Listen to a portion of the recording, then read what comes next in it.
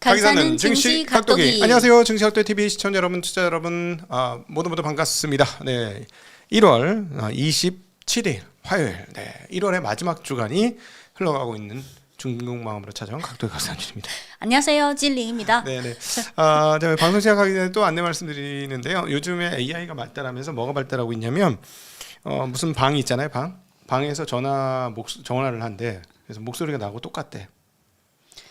AI로 제 목소리하고 똑같은 사람이 전화해서 이렇게 투자를 안내해 드릴 테니 여기다 입금을 하십시오라고 합니다. 저희는 입금을 따로 받지 않습니다. 저희는 반드시 자기 계좌, 증권사 자기 계좌하고만 거래합니다. 본인 계좌하고 계약서를 써서 계약하는 관계이니, 그런데 절대 어디다 다른 내 계좌 말고 딴 데다 입금하라는 얘기는 절대 속으시면 안 됩니다. 제발 부탁드리겠습니다. 끊임없이 발생하고 있습니다. 왜 나한테 그냥 돈 주지? 아니, 자기 계좌에다 돈을 넣어야지 왜 남의 계좌에다 돈을 넣냐고. 네, 안타깝습니다. 네, 살려주세요. 유감스럽네요. 네. 그렇다고 너무 슬퍼하지는 마시고. 지금도 여전히 사기 당하고. 근데 오늘은 다행히 전화가 와서 내 목소리하고 똑같더래. 그래서 그 방에 들어갔는데 들은 말이 있으니까 회사에다 전화한 거야. 회사에다 전화해. 저희는 그런 거 안 하는데요. 이렇게 된 거지. 돌아버립니다. 저희 진짜. 네.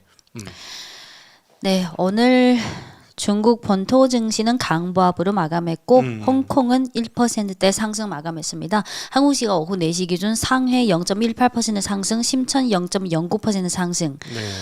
홍콩 항생 1.39% 상승, 항생테크 0.74% 상승. 예.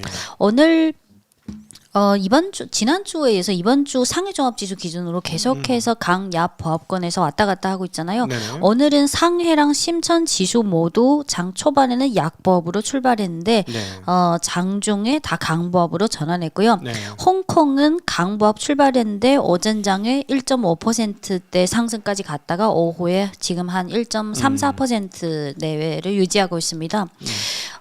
홍콩 증시가 좀 상승한 거는 실질적인 호재가 있다기보다는 어제 좀 하락했고 어제 하락한 종목이 오늘 또 반등하고 기술적 반등인 그런 성격이 강합니다. 네네.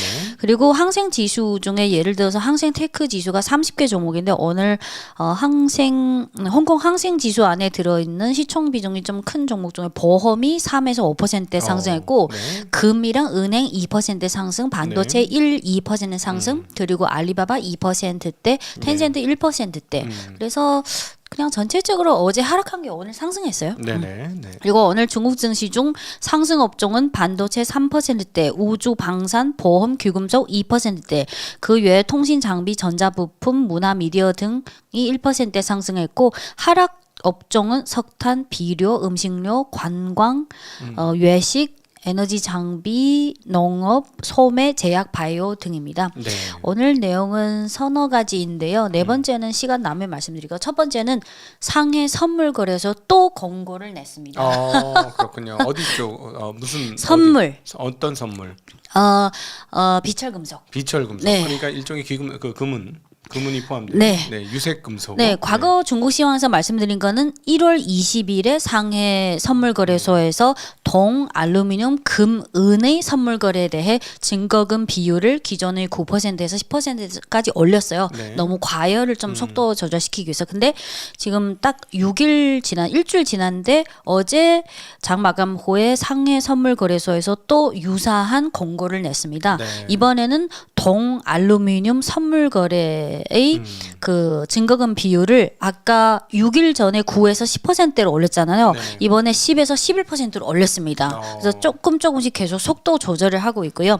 그리고 두 번째는 또 오늘 상해 선물거래소에서 나온 공시가 특히 은이랑 주석, 광물 중 은이랑 주석을 그 선물을 거래할 때 개인 고객이든 기관 회원이든 비회원이든 국내 회원이든 해외 비회원이든 다 선물 거래할 때 최대 수량을 제한시켰습니다. 네. 그래서 네. 이게 확실히 금을 비롯해서 비철금속이 전체적으로 너무 과열이 심해져서 네. 네, 그리고 화면을 보시면 이게 중국 증시 중 귀금속 지수입니다. 근데 귀금속 많이 지수가 오늘 장 초반에는 4%대까지 급등하다가 장 마감 때는 2%대. 그리고 네. 요 캡처한 거는 오후 장 초반쯤입니다. 이때가 5,700이에요. 네. 근데 10월 달인데 네. 지금 11,000이니까 거의 2배 오른 거야. 네. 이틀 전에 또 그 국제 금 가격이 온스당 5,000달러를 처음으로 또 사상 기록을 경신하면서 네. 그리고 상해 선물 거래소 이렇게 과열을 좀 속도 조절시키기 위해서 공고가 나오니까 또 귀금속이 또 오르더라고요. 오히려 이게. 올라? 네, 오히려 또 오르. 근데 사실은 뭐 귀금속 오르는데 제일 큰 역할을 한 건 중국 아닌가? 네. 중국이 끊임없이 그리고 지금 중국을 귀금속 사고 있잖아요. 그것도 있고 작년을 시작으로 해서 과거에 비해서 미국 국채라든지 미국 달러의 안전자산 성격이 점점 약화되고 있어서 이게 네. 국내외적인 복합적인 요인이 같이 그렇죠. 좀- 근데 그걸 촉발한 게 중국이야. 중국이 1조 8천억 하던 미국 국채를 지금 7천억대 갖고 있어요. 많이 1조쯤 줄였어요. 그러면 몇년 동안에. 그 점진 1년 넘게 계속 점진적으로 네, 줄이는 점진적으로 계속 팔고 있어요. 그 근본적인 이유가 있겠죠. 아니 그러니까 이렇게 대결 국면에 당연히 파는데 그러니까 그 국채 판 걸로 제가 보니까는 금을 사고 있어. 금 맞아요. 비축량이 엄청나게 늘고 그리고 있어. 이게 작년 1년 반 전부터 계속해서 점진적으로 미 국채를 축소하고 있는데 아무래도 중장기적으로 미 국채를 많이 들고 있으면 나중에 어떤 리스크가 닥칠지 모르기 때문에 그리고 중국뿐만 아니라 다른 많은 나라들도 물론 늘린 나라도 있지만 다수 국가들이 계속 점진적으로 축소한 나라도 많아요. 그러니까 영국하고 일본은 많이 늘었고요. 네, 일본이 그- 지금 네. 1위고요. 네, 맞아요. 근데 하여튼 귀금속은 중국이 계속 많이 사고 있습니다. 지금 아마 랭킹 넘버 원일 거예요. 이렇게 금 매입으로는. 근데 그래서 지난번에 상하이 그 황금 거래소에서 네. 경고 나왔을 때 그럼 당분간 안 사겠네 해서 괜찮아지겠는데 했는데 잠깐 괜찮았잖아요. 한 2주쯤? 1주 2주? 뭐 그러다가 다시 올라왔는데 계속 사고 있는 근데 것 같아요. 그게 황금 아무래도. 거래소든 선물 거래소든 거래소 차원에서는 좀 이런 너무 과열을 방지하기 위해서도 근데 그 미 국채나 달러 자산을 축소하고 금을 사들이는 건 좀 정부 행위 성격이라서 좀 차원이 좀 다른 것 같아요. 뭐 하여튼 뭐 큰 손들이 계속 사고 있고 개인들도 사고 있고 근데 개인의 힘이 옛날보다 엄청 세져가지고 예. 제가 느끼기에는 트럼프 미 대통령이 임기가 완료되지 않는 이상은 그 금을 비롯한 비철금속의 안전자산 성격은 네. 강화될 수밖에 없을 것 지금 같습니다. 요게 공보가 나왔던 거죠? 네, 그 우측의 날짜를 보면 1월 26일 어제 한 6, 7개 나왔는데 위에 네. 4개가 아까 말씀드린 선물 거래할 때 증거금 비율 또 상향 조정했고 또 네. 일부 종목은 최대 거래량을 아예 제한시켰고요. 네. 네, 그리고 화면을 다음 그림을 보시면 이게 중국의 그 비철금속 관련주들이 몇십 개 많잖아요. 그 중에 대장주가 자금광업, 영문명은 즈진 마이닝 그룹. 이 종목이 장 초반에는 오전 전까지는 다 중국 상해랑 홍콩 두 종목 모두 4% 급등했는데 장 마감 때는 2% 상승 마감했습니다. 네. 근데 오늘 귀금속 업종이 전체적으로 오른 것도 있지만 개별 호재가 있었습니다. 자금 광업의 매출 구성을 보면 금광이랑 금 가공 재련이 52%, 동광이랑 동재련이 28%, 그 외에 알루미늄, 아연 등이 있고요. 근데 어제 장 마감 후에 공시가 하나 나왔는데 캐나다의 엘라이드 골드 다음 그림을 보시면 회사 로고가 나왔는데 좌측이 자금 광업 즈진 마이닝 그리고 우측이 캐나다에 본사를 두고 있는 금광 업체인 엘라이드 골드 이게 캐나다 업체인데 중국 자금 광업이 이 회사의 지분 100%를 인수하기로 계약을 체결했습니다. 네. 지금 그 절차를 밟고 있고요. 여기서 이거를 네, 100%. 네. 가져가겠다는 그리고 요 거죠? 캐나다 금광 업체는 캐나다랑 미국에 다 상장되어 있습니다. 그래서 100% 지분 인수. 근데 요 캐나다에 본사를 두고 있는 엘라이드 골드 이 회사는 주로 핵심 자산이 아프리카 쪽에 아프리카랑 중동 쪽에 금광을 많이 갖고 있는데 핵심 자산은 세 가지. 첫 번째는 네. 서아프리카 말리에 있는 금광, 두 번째는 쿠웨이트에 있는 금광, 세 번째는 에티오피아에 있는 금광. 그래서 요번에 100% 지분 인수를 통해서 요거가 자금광업 요 중국 기업 손에 수중에 들어가게 됐습니다. 네. 그래서 아프리카 외에도 이 자금광업이 다른 지역에서도 금광 지분을 많이 갖고 있는데 이로써 아프리카 특히 서아프리카 쪽의 네. 금광, 채굴, 금광, 재련, 가공 이쪽 사업을 강화할 예정이다. 그래서 네. 오늘 상승했고요.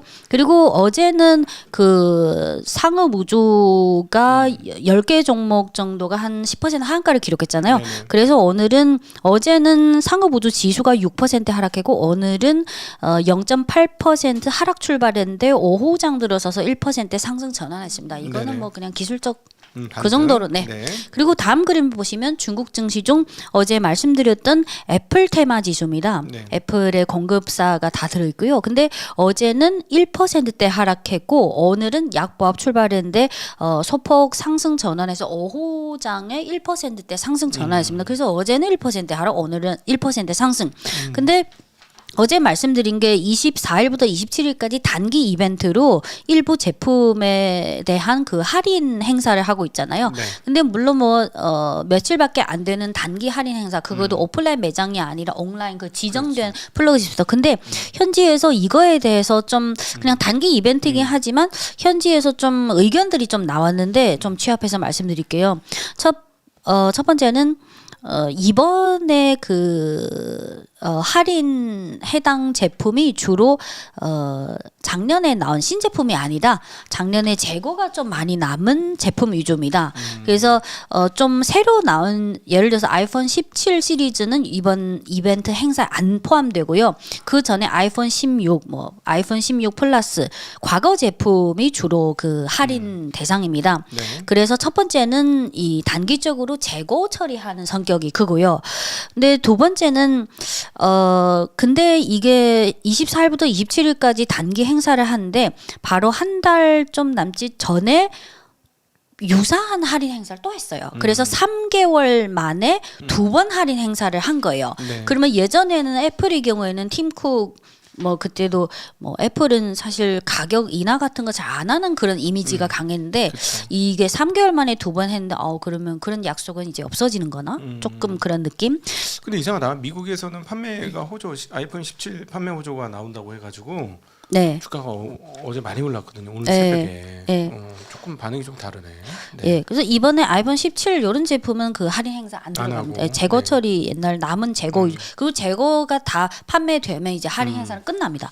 그리고 또 하나 의견은 예를 들어서 작년 2, 3분기 그 분기별 애플의 재무제표를 보면 지금 전체 매출에서 중화권이 한 20%를 차지하는데요. 네. 그러면 중화권에서 매출액이 작년 2분기 회계 기준으로 한 160억 달러인데 이게 전년 동기 대비 2.3% 감소한 수준입니다. 그래서 네. 2.3%가 그렇게 크지 않는데 과거의 고성장은 사실은 이미 그래서 그리고 지금 화웨이가 그 국산 칩 그게 강화하면서 화웨이 중국 국내 시장에서 화웨이뿐만 아니라 샤오미 시장 점유율이 점점 이게 애플 입장에서는 화웨이, 샤오미를 비롯한 중국 국산 브랜드에게 포위당하는 네. 그런 공세가 이어지고 있다.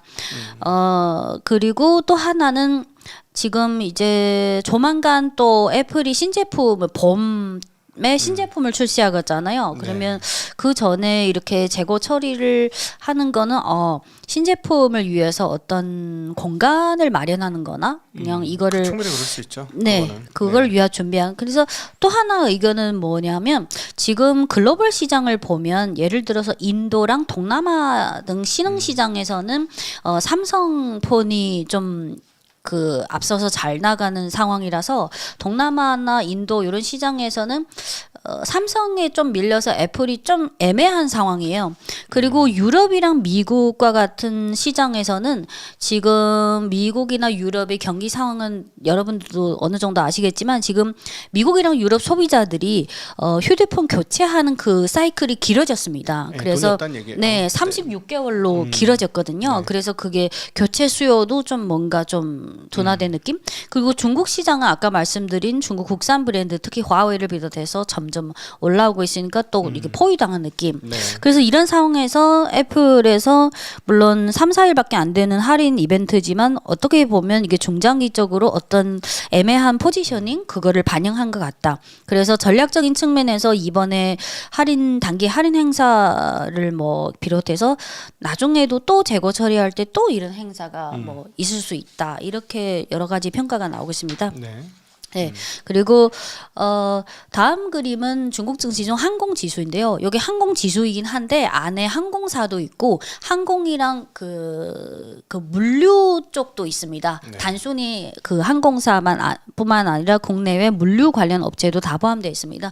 근데 항공 지수가 오늘 1%대 하락했는데 지수 흐름을 업종 지수 흐름을 보시면 사실은 1월 21일부터 지난 며칠 전부터 계속 하락하기 시작했어요. 근데 이게 물론 지금 증시 전체적으로 과열을 진정시키는 그런 분위기도 있지만 1월 26일에 중국 외교부에서 중국 국민들에게 춘절 기간 동안 일본 방문을 자제하도록 권고했습니다. 예. 그래서 뭐 최근에 일본 뭐 사회 치안 문제라든지 여러 가지 그 중국 국민 대상 불법 행위가 빈번하게 발생하고 있어서 여러분 조심하세요. 그래서 아이고, 그거는 뭐 사실은 뭐 그냥 그거고 이제 그 다카치 사나이 총리가 했던 얘기가 마음에 안 드는 거지. 자기에 대한 위협을 한 것처럼 보였기 때문에 당연히 그렇게 행동하는 뭐 거죠. 그 11월 7일 발언이 중국 주권을 침해한 건 사실이니까. 그리고 최근에 저 평소에도 일본 뭐 기사를 많이 참고하는데 최근에 중국인 대상으로 여러 가지 사건 사고가 발생한 건 사실이야. 많아진 거는. 예. 네. 그래서 권고했다. 서로 간에 지금 일을 부득부득 가니까 그렇게 되는 거지 더. 근데 이거 시발점은 11월 17일 그 중국 주권을 침해한 일본 총리의 발언이에요. 그게 없었으면 굳이 이렇게 할 필요도 없고요. 네. 그리고 어제 중국 시황 그리고 지난주부터 한 3분 정도가 샤오미에 대한 질문을 하셨는데요. 네. 이렇게 댓글이 있네요. 샤오미는 끊임없이 내리꽂네요. 왜죠? 샤오미 언제쯤 올라올까요? 샤오미는 작년 고점 대비 왜 일이 많이 빠질까요? 자동차 사고가 있었다지만 다른 전기차 사고와 다를 바 없는 것 같은데요. 한번 분석해 주세요. 예, 이게 작년 1월부터 오늘 오후장까지 샤오미 주가 흐름인데요. 이미 작년 상반기에 오른 게 이미 다 반납해서 거의 1년 전 주가까지 이미 되돌아가고 있습니다. 네.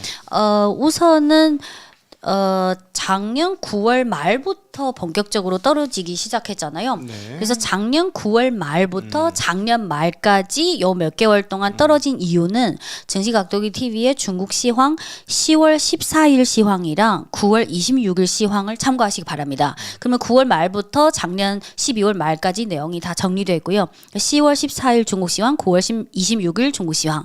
그리고 주가 흐름을 보시면 올해 들어서도 계속해서 하락세를 면치 못하고 있는데 올해 1월 초부터 어제까지 나온 좀 여러 가지 부정적인 내용을 취합해 보면 한 4가지가 있습니다. 네. 첫 번째는 그 애플처럼 샤오미도 샤오미 엄청 좋아하는 팬들이 있고 또 싫어하는 사람도 있고 그렇죠. 근데 싫어하는 사람 중에 일반 소비자도 있고 뭐 인터넷에서 영향력이 있는 그런 뭐 블로그 그런 사람도 있고 근데 1월 5일에 샤오미 사측에서 샤오미를 엄청 수년 동안 비하하고 계속해서 부정적으로 그렇게 비하하는 그런 그 키 오피니언 리더가 한 명 있는데 사측에서 그 사람이랑 이렇게 만나서 뭐 어떻게 약간 그런 소문이 돌았어요. 네. 그러면 샤오미의 팬들 입장에서는 이거는 너무 싫어하는 그렇죠. 예. 그래서 샤오미 팬들이 회사 측에 이거 사실이냐? 근데 회사 측에서 그 사람 만나본 건 사실이다. 그래서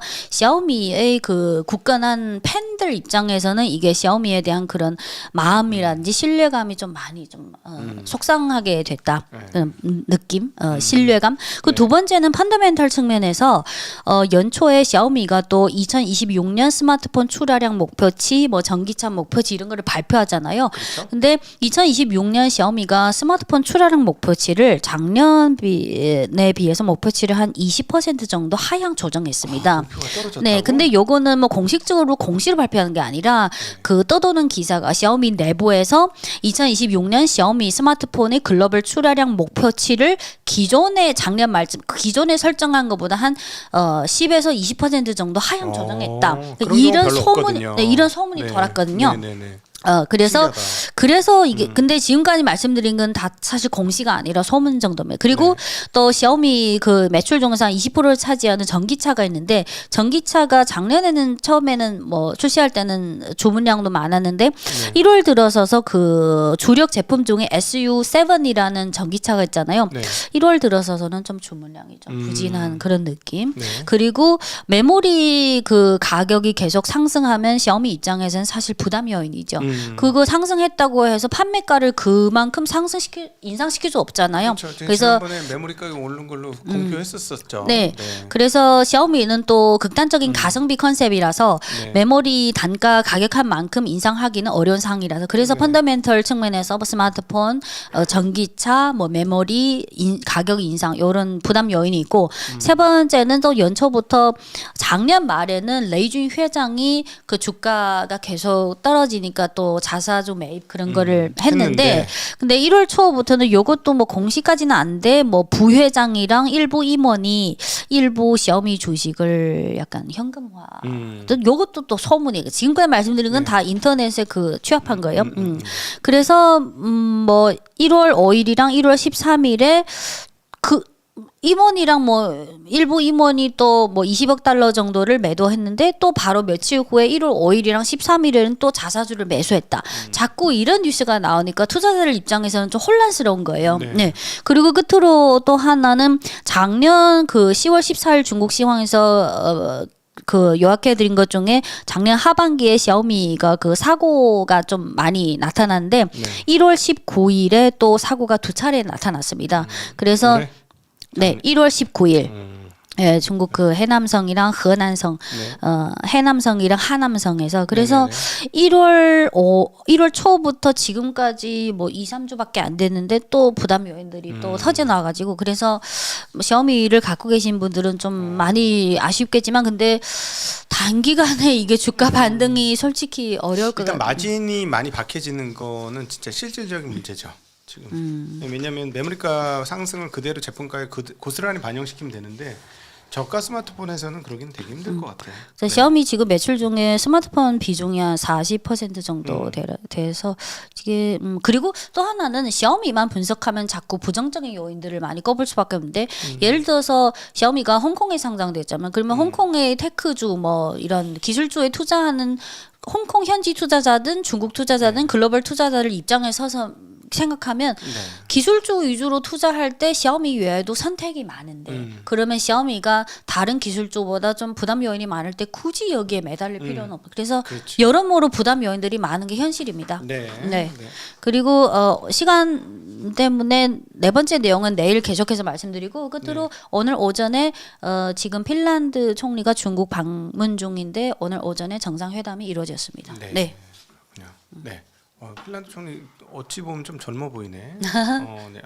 나이가 좀 되셨을 것 같은데 요즘 핀란드 뭐 아주 뭐 핀란드 어디야 그 동네 아주 장난 아니죠. 네. 작년에 이어서 올해도 전 세계 여기저기 막 이슈들이 참 어떻게 풀지 궁금합니다. 네, 자 오늘도 함께해 주신 모든 분들께 진심으로 감사하고요. 행복한 저녁 시간, 오후 시간 되시길 빌겠습니다. 감사합니다. 안녕. 짜잔.